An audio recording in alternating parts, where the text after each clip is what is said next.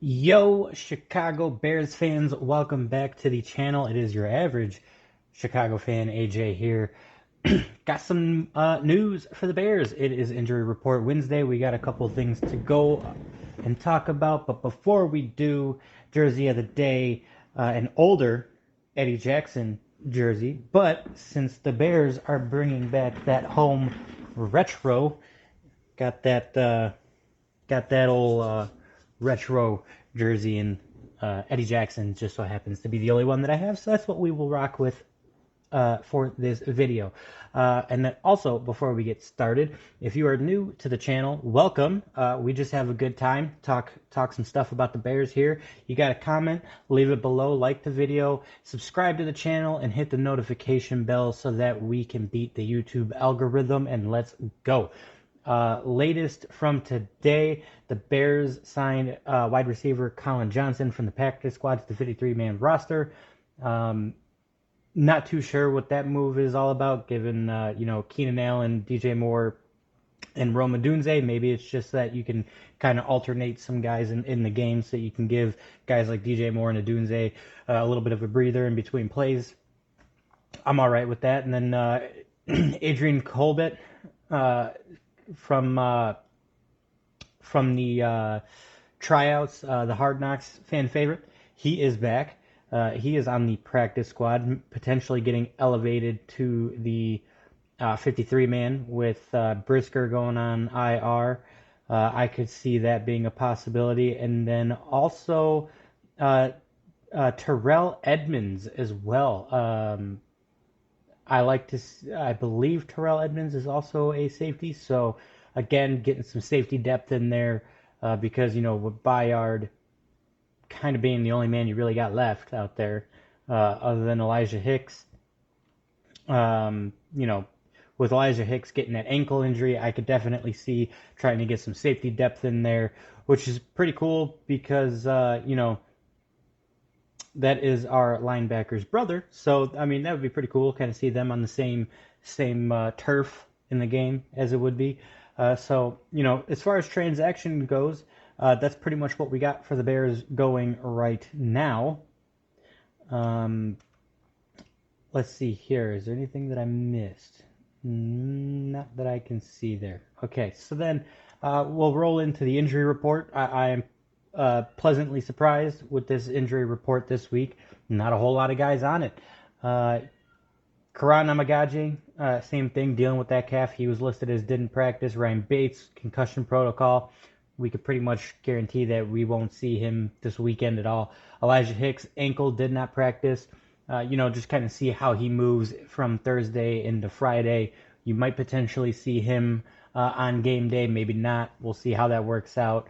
DeAndre Swift did not practice. He has a groin injury. Not sure the extent of that. Not sure how bad that is. We'll kind of keep an eye on Thursday and Friday, and then we'll bring him back up with the keys to the game just to see how he's progressing and if we can expect to see him Sunday during the game, see if he'll be on the inactives or not. And then Tevin Jenkins with that ankle from that really weird play where that defensive lineman just kind of rolled onto his ankle just after that play had ended. He is listed as limited practice, so I would expect to probably see him limited tomorrow as well. And then potentially see him full practice on Friday. So we'll keep a close eye on these 5 gentlemen here. We'll see what happens, see if they get better through the week, because having a guy like Ryan Bates and Tevin Jenkins for Sunday's game would be pretty crucial. Elijah Hicks, not 100% worried about it. Just because of the depth of safeties that we signed in the last couple of days, you could elevate somebody from that practice squad if need be. But yeah, other than that, kind of not too much to talk about on the injury front since there's not a lot of guys there. Just a couple of transactions this week. I would like to mention that I did listen to ESPN today. I listened to CHGO Bears. I listened to the 85 with Cole Kmet. It seems like Eberflus is still playing the same game. He's doubling down on a lot of his decision making, especially with that field goal, and not using not running another play. He was extremely worried about, the potential for a fumble or an interception or something. But, at the same time, we just saw the Chargers and Jim Harbaugh run out an extra play. They wound up getting 7. Even though there was more time in the game, we just saw the Bills score and win over the Kansas City Chiefs with that run from their quarterback. So, it's just you're playing not to lose instead of playing to win, and it's costing too many games. I have no doubt that his job is as good as gone at the end of the season. So I mean, we're really just beating a dead horse at this point when it comes to Matt Eberflus. I don't see him being our head coach next year. There's already a lot of early talks about Thomas Brown being elevated. I honestly would like to see the rest of the season play out as a sample size. I don't know if I would put him in the contending for head coaching job. However, if he continues to develop Caleb Williams over these last 7 games, win or lose, I would be more than happy to bring him back as an offensive coordinator, assuming that he studies opposing defense as well and knows what to attack. And giving Caleb Williams those layups, those dunks, if you will, those small short passes, get the ball out fast, take your check downs, let Caleb go off running if he sees a hole. I really liked seeing that in the Packers game. I would love to see him be able to take advantage of that with the Vikings because we know that they will bring 6, 7 guys at a time. So, if you can get open in the short field, you could turn that into a lot of yardage really quickly. So, promising out of Thomas Brown and Caleb Williams for the first game. It just sucks that our head coach, put us in the position again to not win a football game. It was as simple as putting the ball in the left hash instead of the right hash.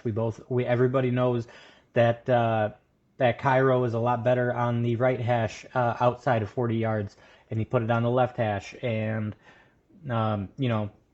it was that block by Green Bay illegal.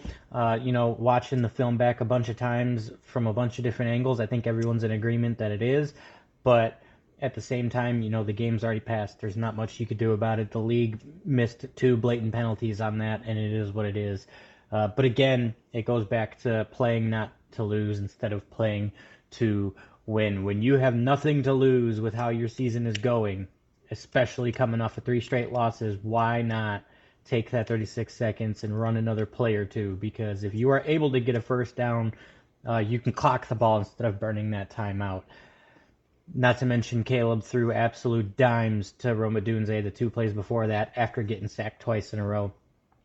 I would have played a little bit more aggressive there. I think we all would have, but, that is what it is. But Bears fans, once again, you leave your comments down below. Tell me what you think about the safety depth.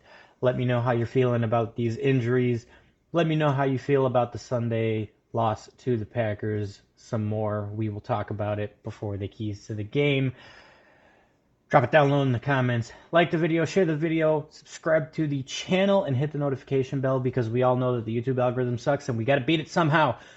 We finally, by the way, reached 25 subscribers. We hit that as I was uploading my last video, and I want to thank you guys a bunch for that.